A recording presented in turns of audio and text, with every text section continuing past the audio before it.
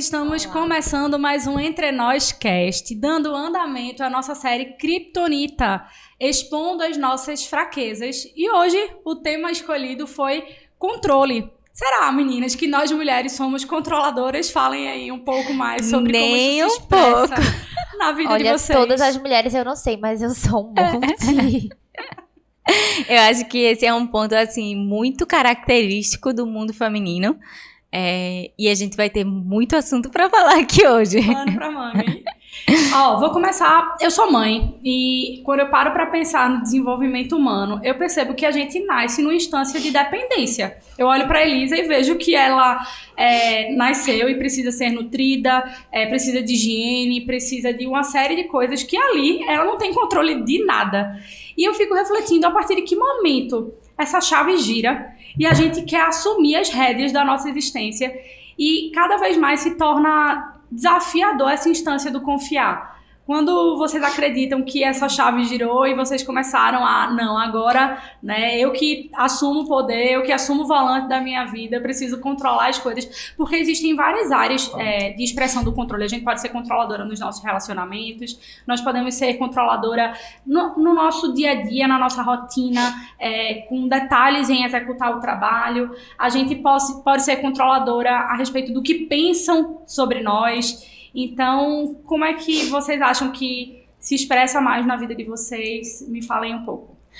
Então, Carol, eu acho que na minha vida especificamente, o controle ele tá atrelado a quase todas essas áreas, só ainda não a maternidade, porque eu não sou mãe. Mas é muito notório, assim, pelo menos no meu dia a dia, ver características de controle dentro do relacionamento, e isso é uma coisa que, inclusive, dentro da Rio, a gente tem trabalhado no Remos, esse também excesso de controle não relacionamento, mas na minha rotina, de olhar a agenda e ter que fazer daquele jeito, e se eu não fizer, ficar frustrada. Então, acho que ter o controle do que vai acontecer e de planejar, e se algo saísse do que eu esperava, eu ficava completamente frustrada. Então, muitas vezes Marquinhos dizia, hoje de noite a gente vai fazer tal coisa, e aí de última hora ele, não estava afim, ou então aconteceu um imprevisto. Aquilo me deixava completamente frustrada e fora de mim. E eu comecei a perceber que isso não fazia bem para ele, que estava convivendo com esse lado excessivo de controle meu, né? E não fazia bem para mim, porque eu não conseguia relaxar. Eu não conseguia usufruir das coisas ordinárias da vida, de experimentar, ok, eu planejei sair, mas hoje eu vou ficar em casa, ver um filme e fazer nada. E ter esse controle, ele fala muito pra mim sobre essa questão justamente de dependência de Deus. E aí você começou perguntando sobre quando que gira essa chave. Eu não sei te explicar exatamente quando, mas eu acho que quando você deixa de ser criança, nesse sentido de depender, e começa a ver autonomia, e eu acho que a questão de ter autonomia, e traz muito para mim, em relação ao Éden, de Eva querer ter autonomia e tomar o controle da situação, e ir atrás do fruto. Então eu acho que tá tudo completamente interligado. Quando o pecado entra no mundo, ele entra através desse controle que Eva estava tendo de tentar tomar a situação e de ter autonomia e de querer ser, sabe? Eu acho que Sabrina quer falar. Então, né, eu acho que eu tenho que segurar a língua aqui pra não falar, porque controle é o tema de 1 ano e meio de terapia. E pra mim realmente, acho que um dos temas mais desafiadores, assim, sem dúvida nenhuma na minha vida. E eu acho que na minha formação, o controle teve muito a ver com a minha construção de identidade. Porque eu penso que, enfim, eu vinha de uma situação, de uma interpretação minha de situação, que eu tinha que, na minha cabeça, né, produzir ou atingir determinadas metas ou atingir determinadas situações, de ser a aluna exemplar, enfim, de fato corresponder às expectativas. E eu acho que a estratégia que eu adquiri para corresponder a essas expectativas foi me tornando uma pessoa controladora. E aí, essa ideia de atingir as expectativas, para mim, isso de se tornar controladora, realmente eu enxergo em mim, isso já depois de 1 ano e meio de terapia, eu enxergo em mim, de fato, já desde a infância, né? De que, assim, é tanto que eu lembro, assim, tipo, pra mim era muito claro. Eu lembro do primeiro 7 que eu tirei. E eu lembro de esconder esse primeiro 7. Porque 7 não era uma nota pra se mostrar. Então já era uma forma ali de controlar. Eu vou controlar isso. Eu vou tirar notas boas. Eu vou controlar isso. E controlando isso, eu vou agradar. E agradando, eu vou ter a minha identidade estabelecida. E eu noto que em mim essa foi uma construção de longa data, que começou muito com essa questão de performance, mas que ao longo do tempo foi vindo, obviamente, para o nível de relações. De forma que é muito engraçado, porque às vezes eu já me vi muitas vezes querendo controlar outras pessoas e controlar não só a pessoa, mas a reação que a pessoa vai ter, ou como a pessoa vai agir, ou as situações, de forma que os impactos são muitos, né? Assim, são inúmeros. Mas, assim, eu acho que um dos grandes impactos para mim, como tu falou, é realmente lidar com o imprevisto, assim. Eu lembro que há poucos dias atrás, eu fiquei chateadíssima, porque eu combinei uma coisa com a minha mãe que não aconteceu, eu combinei uma coisa com meu pai que não aconteceu, e no fim das contas, tipo assim, depois dos dois combinados darem errado, eu fiquei estressada com o Rubinho, meu marido, porque ele abriu um refrigerante. Porque o refrigerante era, tipo, pros parabéns. E, enfim, ele ficou, tipo, tu ficou estressada porque eu abri um refrigerante? Aí eu digo, não gostei. Tipo assim, nem briguei, mas fiquei com a cara fechada, sabe? E aí depois é que eu fui entender, assim, e de fato entendi.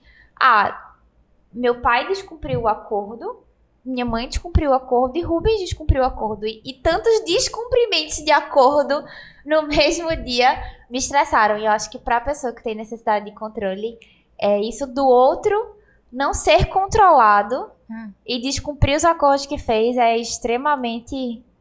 Eu acho que isso parte... Quando a gente fala de onde começou, né?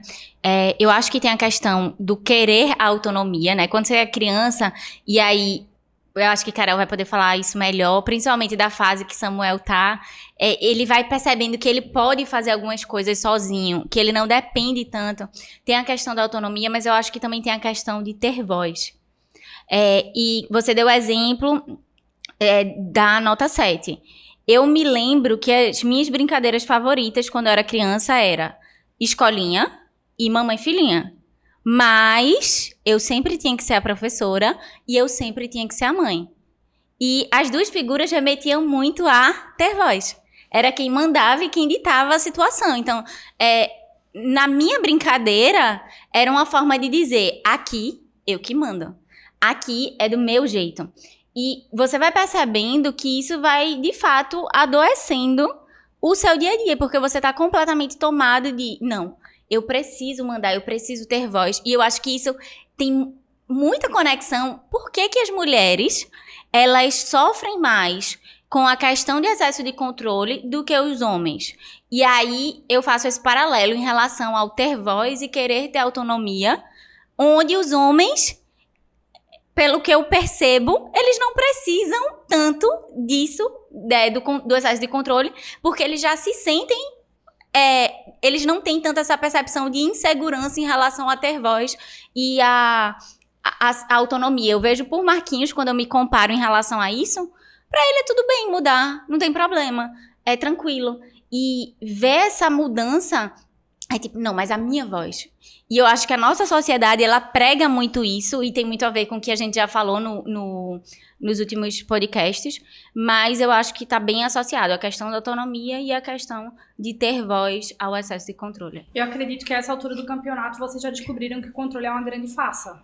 Porque por mais que vocês tentem organizar, planejar, estruturar, a vida, ela nos emprega uma série de surpresas. Porque a vida é surpreendente.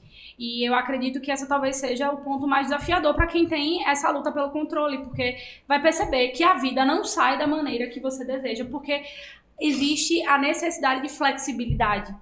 E aí eu acredito que o adoecimento dentro desse processo que Duda citou é que o controle, ele leva grande parte do público feminino a transtornos de ansiedade. E a ansiedade está dentro dessa construção do ter que ter realmente as coisas da maneira como eu desejo. E quando elas não saem conforme eu espero, o saldo é essa frustração. E é interessante a gente pontuar que são duas linhas diferentes. Você planejar a sua rotina, você ter uma programação, não é um problema. Como você se sente diante do imprevisto é um problema. Eu me lembro, me operei de apendicite há uns meses atrás, e no período eu pensei, e agora? Como que... Não era para isso estar acontecendo. Eu tenho coisas para fazer, mas assim... A questão é, eu tenho um planejamento, mas coisas podem acontecer. E como que eu vou lidar diante do imprevisto, diante da imprevisibilidade? Eu acho que isso é importante. Que isso não quer dizer que você vai, agora eu vou simplesmente viver e deixar a vida acontecer, a vida me levar. Não é bem assim. E eu acho que é engraçado, assim, porque eu tenho um outro lado que eu acho que Duda não tem. Porque, como o Carol falou, o controle não é... Esse excesso de controle não é só uma... falácia, né? Mas como ele é até meio paradoxal às vezes. Porque, por exemplo, eu me vi esses dias tentando programar, organizar uma rotina, um horário. E eu já notei, assim, que às vezes que eu quero otimizar tanto as coisas para que essa organização esteja tão bem organizada que eu acabo não organizando nada. Então, assim, não sei se com Duda, acho que não, porque Duda gosta de organizar. Mas às vezes eu olho assim e digo... Médio. É médio. Mas assim, ele chega a ser tão forte que às vezes incapacita. E aí, ao invés de ser alguma coisa... Ao invés de ser um ponto forte, na verdade é um ponto fraco, né? Que é justamente uma das coisas que a gente vai abordar aqui. Porque, como o Carol falou, existe um limite, existe uma sabedoria, existe um ponto até onde, de fato, a gente... precisa controlar as coisas de uma maneira saudável e um ponto até onde a gente precisa entender que as coisas não estão no nosso controle, né? Na verdade, eu acho que nada está no nosso controle. Exatamente, eu acho que é ter essa consciência. Quando o Duda traz a reflexão, eu acho que é bem por aí. Lá em Provérbios a gente vai entender que o coração do homem, ele faz planos. Eu acredito que se faz necessário programar, se faz necessário planejar. Isso não é pecado, na verdade, eu acho que é necessário para que você possa ter uma vida de forma organizada, para que você saiba aonde você deseja chegar, para que você tenha objetivos, sonhos, projetos. O plano, ele é bom. O coração do homem faz planos, mas a confirmação vem do Senhor, porque existe algo maior que rege e que governa todas as coisas. E quando a gente entende isso, a gente precisa se colocar num lugar novo, que é um lugar de dependência. E eu acredito que esse é um lugar muito desafiador. Então, a ansiedade, junto com o controle, junto com tudo isso, na verdade, se a gente parar para pensar, uma grande desconfiança de quem Deus é. Porque se eu quero assumir o controle, é porque lá no fundo eu acredito que eu sei gerir a minha vida melhor do que o próprio Criador. Então, é uma desconfiança profunda a respeito de quem Deus é. E é por isso que a gente está trazendo o controle como uma criptonita. Porque se a gente... é bom controlar, é bom organizar. Ora, organizar é uma coisa, planejar é outra. Mas o controle, ele em geral, traz aspectos danosos. Tanto na relação, porque quem está junto de uma pessoa controladora muito provavelmente se sente sufocado, sente-se cobrado, exigido, imperfeito, não suficiente. Imagine quantas coisas uma pessoa que deva se sentir, né? É muito exaustivo, eu falo isso porque, assim, primeiro, que eu tô pensando em várias coisas, mas é o seguinte, eu acho que isso infringe dois princípios, o amar a Deus sobre todas as coisas e o próximo como a ti mesmo, porque a gente não consegue entender de fato a importância da confiança em Deus, de entender que Ele está governando tudo, que Ele governa a nossa vida e que Ele faz o que Ele quer, e que a gente não sabe, de fato, o que vai acontecer no próximo segundo. E o segundo, de não respeitar e não amar o outro. Porque o que você tá dizendo, né, no excesso do controle, no dia a dia, nas circunstâncias, a minha opinião, o que eu quero e o que eu penso é mais importante do que o que você sente, do que você quer e o que você pensa. E eu falo isso bem dentro da minha realidade. Quando eu falava muito sobre a casa, então, eu queria muito essa questão de organização. Então, vou organizar a casa. E aí, eu dividia a tarefa com o Marquinhos. Eu vou fazer isso e ele vai fazer aquilo. Mas ele tinha que fazer aquilo no horário que eu estipulei, do jeito que eu estipulei. E se não fosse daquele jeito, daquela maneira, não era suficiente para mim. E entender que o outro tem uma forma, que o outro tem uma vontade, que naquele momento o outro pode estar cansado, que naquele momento o outro pode estar sobrecarregado, que talvez ele só esteja pensando em outras formas de fazer aquilo. E entender que o outro também é importante. E dar voz, como a gente falou no último podcast, ter essa escuta ativa para entender o momento que o outro está, ele fala muito sobre a nossa relação de princípio mesmo cristão. Então, eu percebo muito nesse meu dia a dia, é um esforço. Entender, não. Ai, meu Deus, não acredito. Vou fazer. Quando? Não sei. Mas perder um tanto do controle me fala muito de que, na verdade, o controle, ele nem existe. É por ilusão da minha cabeça. Porque eu não posso controlar ninguém. É só algo falso, como você falou no início, Carol. Eu não sei se eu preciso procurar outra palavra que não seja controle, então. Porque, assim, quando eu falei a gente precisa encontrar um equilíbrio entre o que a gente pode controlar e o que a gente não pode controlar, é no sentido que tem, de fato, algumas coisas que estão na nossa responsabilidade, né? Por exemplo, eu tenho que ter um controle dos meus gastos, das minhas finanças, do que eu consumo, do que eu compro pra dentro de casa, do que eu como, de certa forma, do meu tempo. Então, assim, isso é um controle saudável da vida do ser humano, perfeito. Né? E existe o outro lado, que é, de fato, o controle disfuncional. É da gente achar que aquilo que a gente tá fazendo que diante daquilo que a gente tá escolhendo, que a gente tá decidindo, a gente vai controlar as consequências. E eu acho que a grande questão aí desse jogo de cintura e do desafio do controle é entender até que ponto eu controlo as minhas atitudes, até que não, mas assim, aquilo que eu controlo é o que eu tô fazendo. E olhe lá, mas assim, eu não controlo o resultado. É entender que o resultado, que as consequências, que o que há de vir não tá sobre o nosso controle. E que ainda bem por isso, né? E que isso é uma bênção. Porque eu penso que muitas vezes, se o resultado fosse consequência daquilo que a gente pode fazer, a maioria das vezes o resultado seria desastroso. E como o resultado é consequência daquilo que de fato Deus quer, a gente tem resultados muito melhores para a nossa vida, né? Como eu trouxe um pouco antes, né, do que o controle é uma grande farsa, muitas pessoas que estão nesse lugar de controladoras, eu acredito que ele é completamente prejudicial.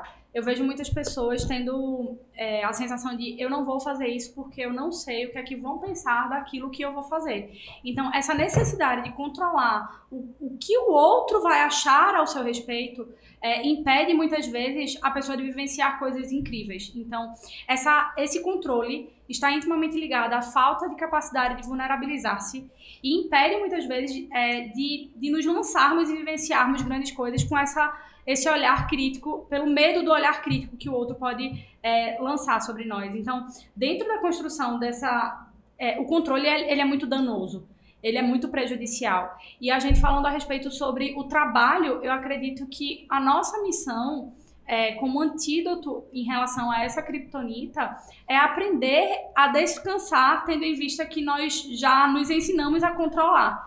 E eu me recordo daquela música, o meu trabalho é descansar em ti, né? Meu, somente meu. E o trabalho que a gente precisa desprender é aprender a descansar em Deus. Porque Ele é um bom pai, Ele é um pai amoroso, Ele sabe do início e do fim da nossa existência, e que nós, por mais que controlemos, não vamos conseguir mudar nem um côvado, né, Nada, a gente tenta controlar, nada vai ser mudado. E aí eu acredito que você aprender isso o mais rápido possível te faz ter uma trajetória de vida mais leve. Porque você ser controladora é carregar um mundo nas suas costas. Então, é desgastante para quem tá perto e é desgastante para você. É olhar, eu acho que é muito de você olhar para sua rotina com uma perspectiva diferente. Eu posso planejar toda a minha rotina. Então, eu tenho o meu dia de organizar a casa, tenho o meu dia de trabalhar, de ir pra academia, o horário de ir pra academia, o horário de trabalhar. Mas como que eu encaro isso? Se não sair desse jeito, como que eu fico? E a sensação que eu tenho quando eu tô nesse lugar de excesso de controle é de peso. Como você falou, de leveza. A leveza, ela vem quando você entende que pode ser que isso não aconteça. E isso traz leveza para o outro, para quem tá participando dessa rotina também. E eu acho que Deus, ele nos chama para isso. Ele chama para que a gente experimente desse fardo que é leve. E não de uma sobrecarga. Pode falar. E não de uma sobrecarga. E principalmente porque eu acho que isso está muito ligado, como você falou, à ansiedade, a lançar a nossa ansiedade sobre ele. Entender que Deus, ele nos capacita para lidar com esses imprevistos. E agora, como que a gente vai lidar com isso? Deus me capacita para que eu aprenda a manejar os meus sentimentos dentro desses imprevistos, para que, quando isso acontecer, eu saiba como lidar. Óbvio que vão ter momentos que você vai cair, mas é você estar atento a como que você lida com isso. Eu acho que uma das coisas que tu falou, né, e eu penso que tem pontos, né, que a gente pode abordar para combater isso, mas um dos pontos que a gente precisa estar sempre lembrando e que é um dos grandes antídotos para todas as criptonitas que a gente vai abordar aqui é um coração grato. Né? Porque quando a gente tem, de fato, um coração grato, a gente, mesmo em meio às mudanças, a gente entende que existe bondade e que existe coisas boas naquelas mudanças, mesmo em meio ao imprevisto, que é algo tão difícil para uma pessoa controladora. A gente existe que pode vir algo de bom daquele imprevisto, que há a permissão de Deus naquilo e que o nosso coração precisa estar grato, seja aquilo que a gente esperava, seja aquilo que a gente não esperava. E aí uma coisa que eu penso muito em relação à minha trajetória, né? Porque eu acho que controle é um problema universal de todas as mulheres, mas cada uma lida com isso de uma forma diferente, né? E aí, como eu falei no começo, eu acho que o controle para mim foi uma forma de reafirmar a minha identidade.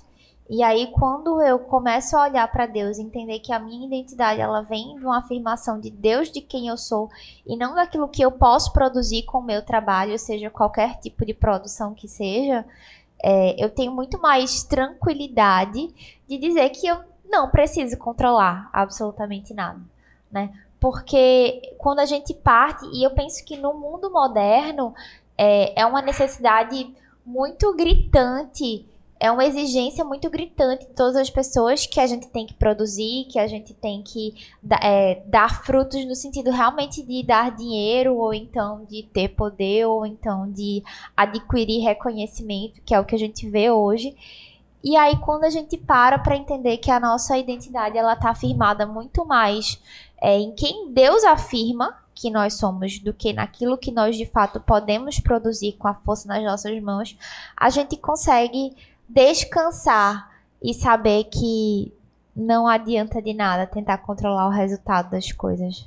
Porque eu acho que é exatamente esse ciclo, sabe? Você planeja toda a sua rotina e controla a sua rotina na tentativa de fazer as coisas darem certo, mas você fica sobrecarregado.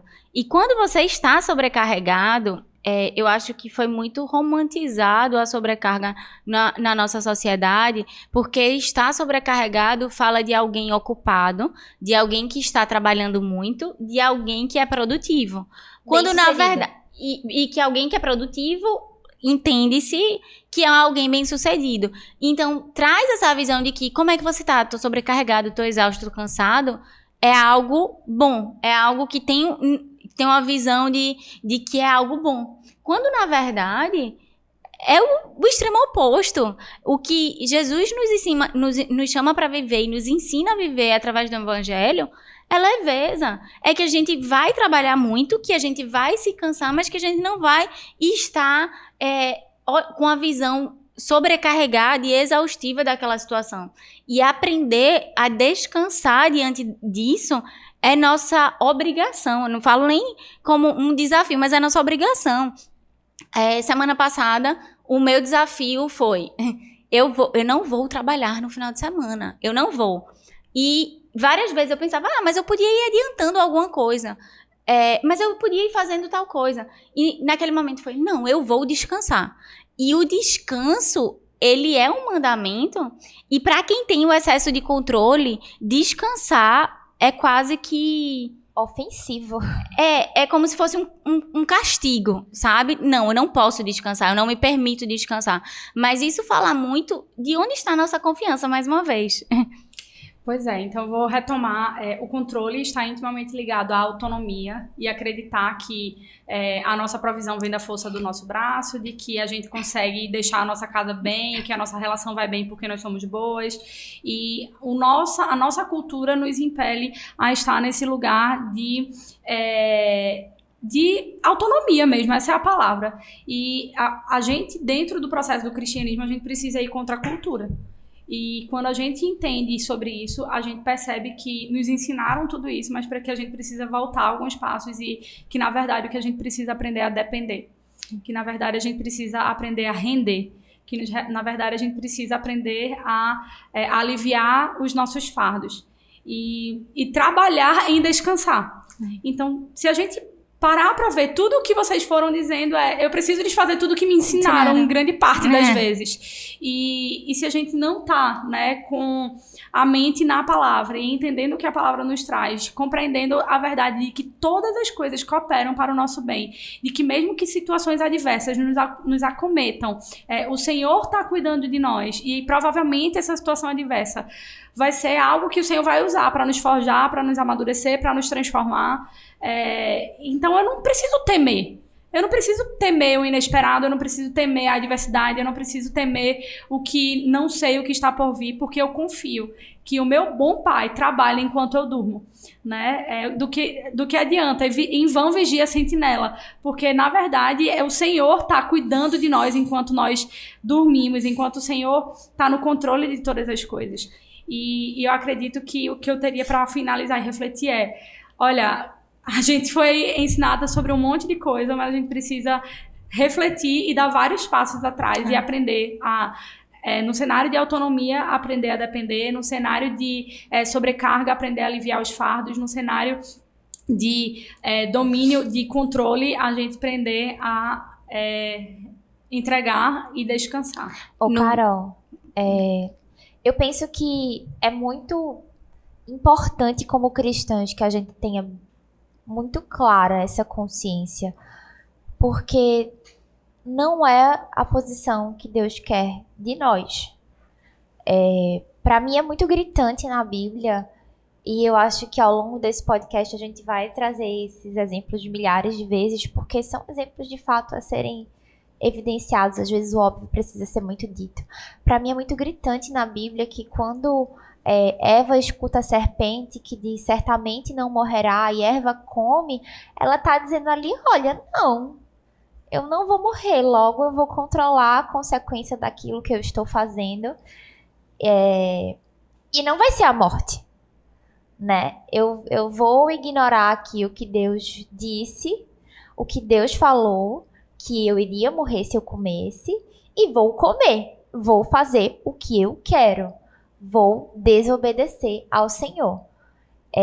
E aí, por outro lado, né, em outro ponto, a gente também tem o exemplo de Maria, que é quando visitada pelo anjo, ela diz, ela no começo até pergunta como é que vai ser isso, é uma forma de fertilização, uma forma de concepção ali completamente